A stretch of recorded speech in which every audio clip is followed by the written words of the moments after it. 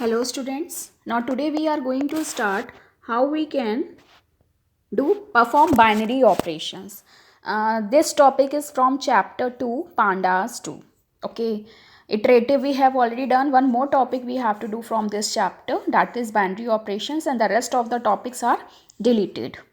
सो binary operations क्या होते हैं? When we need two operands, जब हम दो ऑपरेंड्स पे कोई ऑपरेशन परफॉर्म करते हैं उसको हम बोलते हैं बाइनरी ऑपरेशन. जैसे ये सारे बाइनरी ऑपरेशंस हम ऑलरेडी सीरीज़ पे भी कर चुके हैं. तो इसमें मेनली क्या होगा? Addition, subtraction, division and multiplication. तो आप ये एग्जाम्पल देखो, इसमें इन्होंने क्या किया है, DF1D दो डाटा फ्रेम्स को हम ऐड कर सकते हैं. Okay, we will learn how we can add two data frames. ठीक है, तो DF1 और DF2 इन्होंने दिया है. उसमें आप तीन तरह के ऑपरेशंस कर सकते हो. Either you can use plus sign, either you can write add operation, either you can write R add.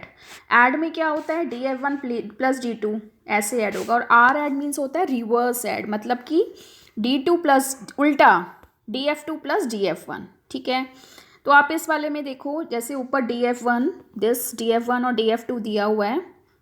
इन्होंने जब यहाँ पे ऐड बाइनरी ऑपरेशन वाले येलो हेडिंग में आप देखो, DF1 प्लस DF2 करा है, तो 1 प्लस 10 11, 2 प्लस 20 22, 3 प्लस 30 33. ठीक है, और दूसरी बात क्या इम्पॉर्टेंट है, जब आप दो डाटा फ्रेम्स को ऐड करते हो, तो दो डाटा फ्रेम्स को ऐड करने के लिए इट्स वेरी इंपॉर्टेंट कि जो उनका कॉलम नेम है, आप देखो इनका कॉलम नेम दोनों का क्या है, A, B एंड C, वो सेम होना चाहिए. अगर कॉलम नेम सेम नहीं होगा तो रिमेंबर, मतलब इट मीन्स वो ऐड नहीं होंगे, वहाँ पे हमेशा सिंटैक्स एरर आएगी. तो ये पहली बात है. दूसरी बात क्या है कि जो साइज़ है इट शुड बी सेम. अगर सपोज DF1 में सपोज 3 कॉलम्स हैं और DF2 पे सपोज 2 कॉलम्स हैं, इसमें 3 इसमें 2, तो जो थर्ड कॉलम को जब आप ऐड करोगे तो वहाँ नैन आ जाएगा. As I can show you, देखो इन्होंने DF1 में आप देखो DF1, ठीक है, इसमें 3 कॉलम्स 3 रोज हैं. DF3 में देखो 3 कॉलम्स और 2 रोज हैं. हेडिंग सेम है ABC. अब इन्होंने DF1 प्लस DF3 किया है, तो A, B and C second वाली रो को देखो जो येलो हेडिंग में है. इसमें जब इन्होंने 100 प्लस 1 101.0, अब ये पॉइंट में क्यों आ रहा है? क्योंकि जब डेसिमल में यहाँ पे क्यों आ रहा है, आपके माइंड में ये होगा कि 1 प्लस 100 हमने किया तो 101.0 क्यों आ रहा है, 101 क्यों नहीं आ रहा? वो इसलिए आ रहा है, उसका एक रीज़न है कि जब साइज़ इक्वल नहीं होता है तो वो अपने आप बाय डिफ़ॉल्ट वैल्यूज़ को जब ऐड करता है तो फ्लोटिंग वैल्यूज़ में करता है. साइज़ इक्वल क्यों नहीं है? क्योंकि DF1 में 3 रोज़ हैं, ठीक है, 3 कॉलम्स हैं, लेकिन DF3 में 2 रोज़ हैं 3 कॉलम्स है, तो थर्ड रो नहीं है. थर्ड रो ना होने की वजह से वो क्या करेगा, बाकी की रोज़ को फ्लोट वैल्यू में बाय डिफ़ॉल्ट डिस्प्ले करेगा. ठीक है, अब 0 और फर्स्ट जो ये ऊपर की 2 रोज़ हैं उसमें तो ये प्लस कर रहा है. जैसे A की वैल्यू को 100 प्लस 1 101.0, B की वैल्यू 200 प्लस 2, ठीक है, C की वैल्यू 3 प्लस 300, इस तरह से. फिर उसके बाद फर्स्ट रो में आएंगे दोनों के 400 प्लस 4 लाइक दिस. तो ये, लेकिन अब जो सेकेंड रो है वो DF3 में नहीं है, तो वहाँ पे क्या आ जाएगा, नैन. इफ़ यू रिमेंबर मैंने आपको बताया था नॉट अ नंबर. जैसे हम MySQL में किसी वैल्यू के ना होने पे नल कीवर्ड यूज़ करते हैं, वैसे ही इसमें क्या होता है, नॉट अ नंबर. ठीक है, अब ये तो सिर्फ प्लस करने के लिए है. ये देखिए डॉट ऐड भी लिख सकते हैं, DF1 डॉट DF2, ये दूसरा सिंटेक्स है. थर्ड में क्या होता है, रिवर्स ऐड. रिवर्स ऐड का मतलब क्या है कि DF1 dot R add DF2 जब लिखोगे तो DF1 प्लस DF2 नहीं करेगा, ये क्या करेगा, DF2 प्लस DF1. लेकिन उससे कोई एडिशन में फ़र्क नहीं पड़ता. क्यों? एडिशन में क्या, आप चाहे 2 प्लस 3 करो चाहे 3 प्लस 2, आंसर विल बी 5. ठीक है, तो रिवर्स ऐड में इसका कोई फ़र्क नहीं पड़ता है.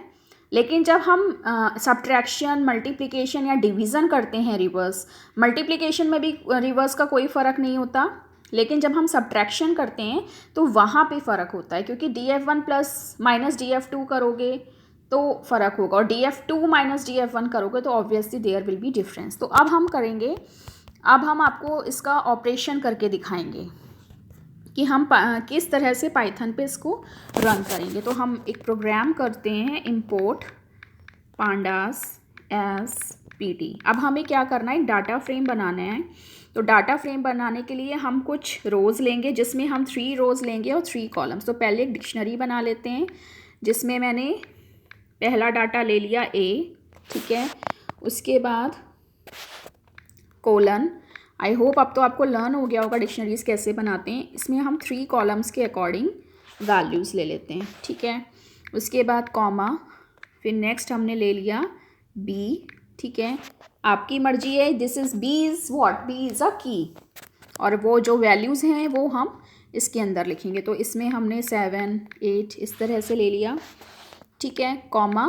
फिर हम नेक्स्ट ले लेते हैं C, सॉरी यहाँ पे मैंने B के बाद कोलन नहीं लगाया, there will be syntax error, okay, colon. उसके बाद 5, 8, 7, मैं बहुत सिंपल सी वैल्यूज़ ले रही हूँ, ठीक है। उसके बाद मैं क्या करूँगी, इसको क्लोज़ कर दूँगी। ये मेरा पहला डाटा फ्रेम है, ठीक है। अब इसको हम डाटा फ्रेम में कन्वर्ट करेंगे। एक डिक्शनरी बन गई। डिक्शनरी बनने के बाद इसको डाटा फ्रेम में कन्वर्ट करने के लिए मैं क्या करूँगी, आई विल राइट DF, एक हमने वेरिएबल लिया, इज इक्वल टू PD। अब इसको डाटा फ्रेम में कॉल करेंगे, ठीक है। तो DATAFRAME, ठीक है। अब आप इसको प्रिंट कराओ। अभी तो हमने एक डाटा फ्रेम बनाया है, तो लेट्स सी इसका स्ट्रक्चर क्या होता है। ओके,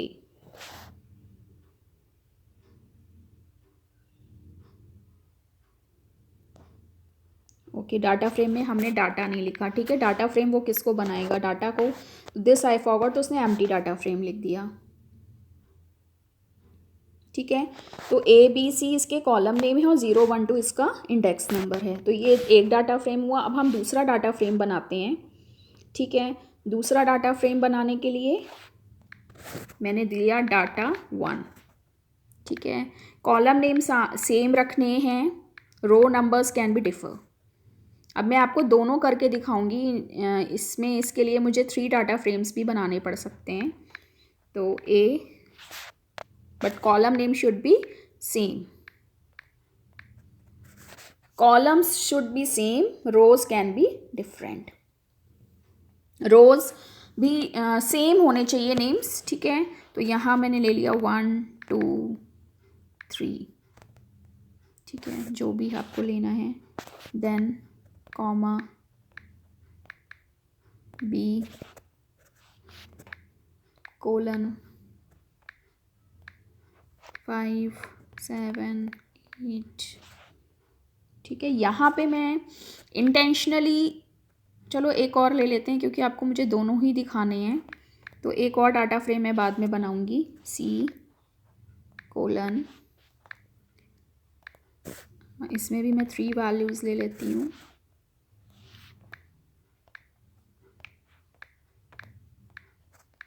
ठीक है। इसके लिए मैंने DF1 ले लिया, इज इक्वल टू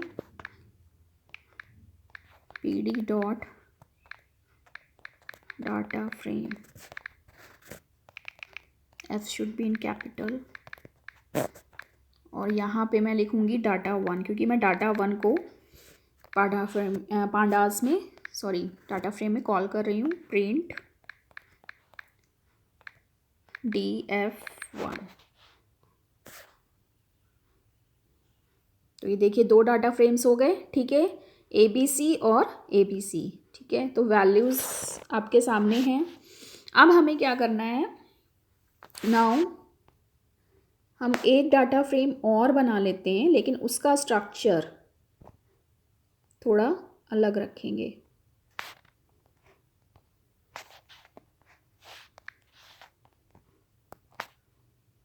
ठीक है। इसको मैं चेंज कर लेती हूँ, और यहाँ पे I will try to delete 1, जिससे आपको ये भी क्लियर हो जाए कि अगर साइज सेम नहीं होता तो उस केस में क्या होगा। यहाँ पे DF2 कर देती हूँ, यहाँ पे हो जाएगा data 2, here will be data 2, ठीक है, ठीक है। तो ये थर्ड वाले डाटा फ्रेम में 2 कॉलम्स है और 3 रोज हैं। तो आप कॉलम भी कम कर सकते हो, रो भी, इट्स योर चॉइस।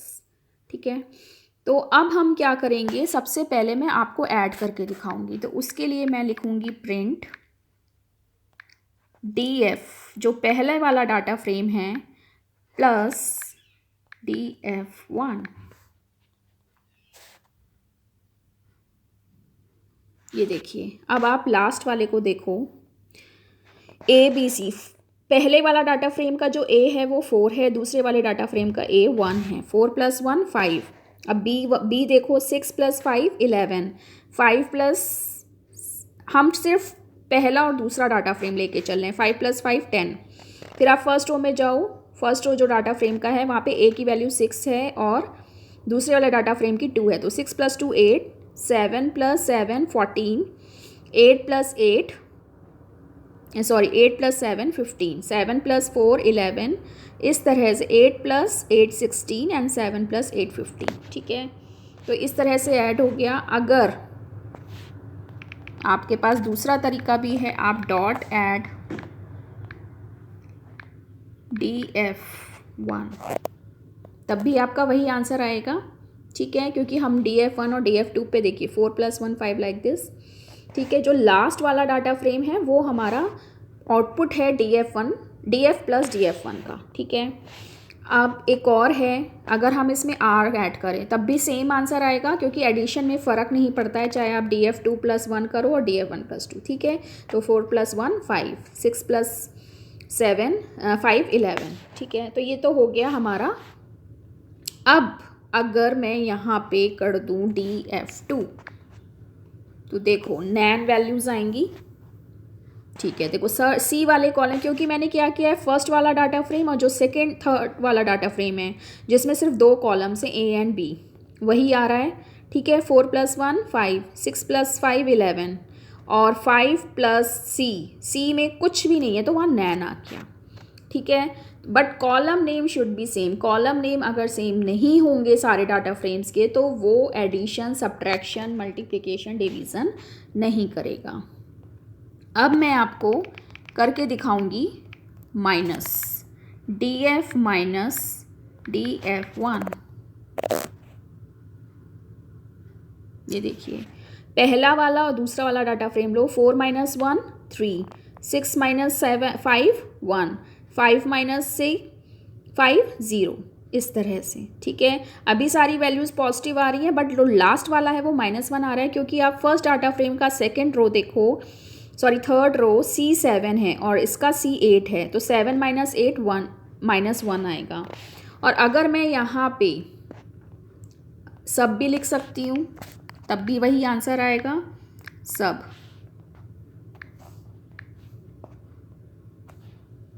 ठीक है, same output will be there. ठीक है, लेकिन अगर मैं यहाँ पे आर सब लिख दूँ तो सारी पॉजिटिव नेगेटिव वैल्यूज़ हो जाएंगी लास्ट वाले को छोड़ के। ये देखिए रिवर्स में ये फ़र्क पड़ता है। अब इसने क्या किया है, 1 - 4 किया है, तो ऑब्वियसली -3 आएगा। फर्स्ट और सेकंड वाले डाटा फ्रेम को देखो, ए की वैल्यू 4 है और दूसरे वाले की A1 है, पर मैंने यहाँ पे क्या किया है, रिवर्स ऐड किया है, रिवर्स सब्ट्रैक्शन किया है, तो 1 - 4 -3। ठीक है, अब क्या हुआ है, 5 - 6 -1, तो इस तरह से होगा।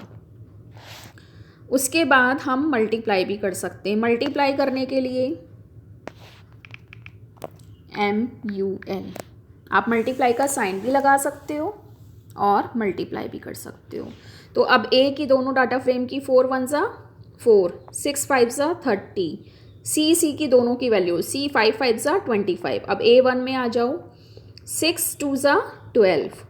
ठीक है, 7 × 7 = 49। तो इस तरह से मल्टीप्लाई होगा। आप मल्टीप्लाई का भी साइन लगा सकते हो।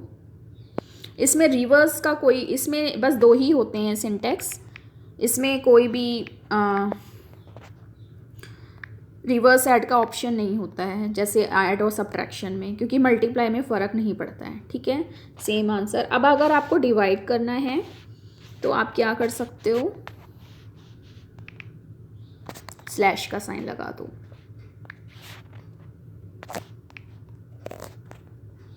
अब देखिए क्या होगा, 4 डिवाइडेड 1/4। फ्लोट जब आप डिवीज़न करते हो ना तो बाय डिफ़ॉल्ट हमेशा जो पांडास होते हैं, जो आपका पाइथन है, क्योंकि हमने अगर याद हो हमने जब ऑपरेटर्स पढ़े थे तो मैंने आपको बताया था इसमें अगर सिंगल स्लैश होता है तो आंसर हमेशा डेसिमल में आता है, और अगर आप यहाँ पे डबल स्लैश लगा दोगे तो जो आंसर होगा वो आएगा इंटीजर में।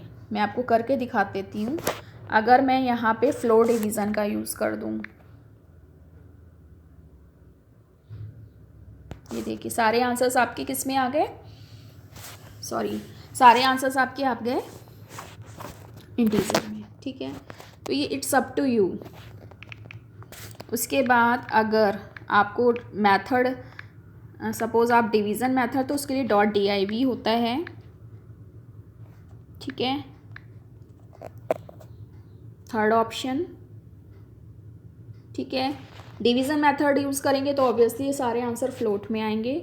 उसके बाद आपका नेक्स्ट है, इसमें RDIV होता है, तो RDIV का मतलब है DF1 डिवाइडेड बाई DF उल्टा, ठीक है। तो अब यहाँ पे मेरे ख्याल से आंसर्स आपके ये देखिए चेंज हो गए ना, क्योंकि इसने क्या किया है 1 divided by 4, DF2 divided by DF1 किया। R में क्या होता है रिवर्स हो जाता है, मैंने तो DF1.R ऐड लिखा है ना, तो DF2 को ये DF1 से डिवाइड कर रहा है, ठीक है। तो इस तरह से हम बाइनरी ऑपरेशंस को करते हैं। अगर अब हम यहाँ पे DF2 कर दें तो ऑब्वियसली C वाली रो में हमारी 9 वैल्यूज़ आ जाएंगी, ये देखिए, ठीक है। और अगर हम एक एक रो को कम कर दें, सपोज़ यहाँ डाटा 2 में एक एक रो को कम कर देती हूँ, उससे कोई फ़र्क नहीं पड़ता, ठीक है। तो अब इसकी एक रो में और एक कॉलम में, ये देखिए हो गया नैन, but column name should be same. जितने भी डाटा फ्रेम्स होंगे उन सब की वैल्यू, जो sorry not value, keys should be same, जिसको हम कॉलम नेम भी कहते हैं। तो in this way binary operations अब बहुत इजी हैं। जैसे सीरीज़ पे ऑपरेशंस होते हैं वैसे ही बाइनरी में होते हैं, बट सीरीज़ में और बाइनरी में ये फ़र्क है कि सीरीज़ में 1D होता है तो वो इजीली हो जाता है, बट बाइनरी डाटा फ्रेम्स में क्या है, हमारे पास 2D 3D 2Ds में होते हैं, तो ऑब्वियसली हमें थोड़ा सा ध्यान रखना पड़ता है। सो आई होप आपको ये समझ में आएगा। Thank you.